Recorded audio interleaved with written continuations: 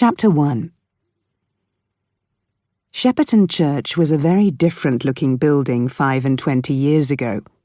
To be sure, its substantial stone tower looks at you through its intelligent eye, the clock, with the friendly expression of former days. But in everything else, what changes? Now there is a wide span of slated roof flanking the old steeple. The windows are tall and symmetrical. The outer doors are resplendent with oak graining, the inner doors reverentially noiseless with a garment of red baize.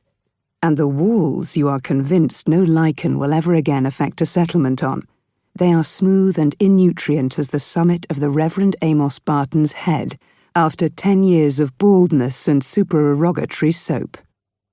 Pass through the baize doors, and you will see the nave, filled with well-shaped benches, understood to be free seats, while in certain eligible corners, less directly under the fire of the clergyman's eye, there are pews reserved for the Shepperton gentility.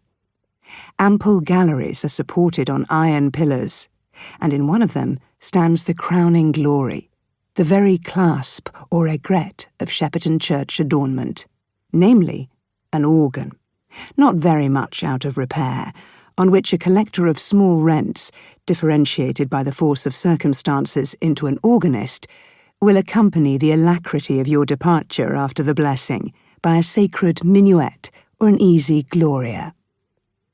Immense improvement, says the well-regulated mind, which unintermittingly rejoices in the new police, the Tithe Commutation Act, the penny post, and all guarantees of human advancement, and has no moments when conservative reforming intellect takes a nap, while imagination does a little Toryism by the sly, revelling in regret that dear old brown, crumbling, picturesque inefficiency is everywhere giving place to spick-and-span new-painted, new-varnished efficiency, which will yield endless diagrams, plans, elevations, and sections, but alas, no picture.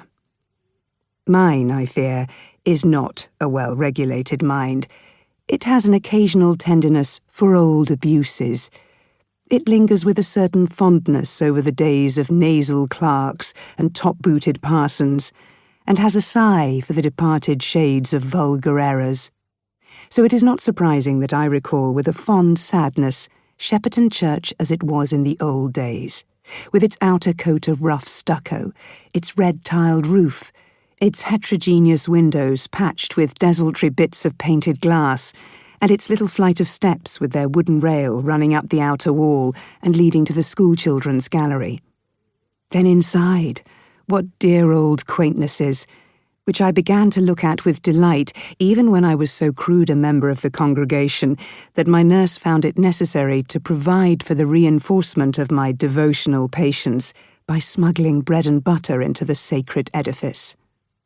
There was the chancel, guarded by 2 little cherubim looking uncomfortably squeezed between arch and wall, and adorned with the escutcheons of the Oldenport family, which showed me inexhaustible possibilities of meaning in their blood-red hands, their death's heads and crossbones, their leopard's paws and Maltese crosses.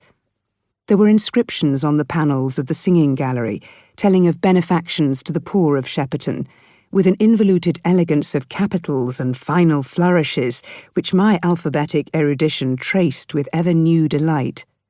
No benches, in those days, but huge roomy pews, round which devout churchgoers sat during lessons, trying to look anywhere else than into each other's eyes.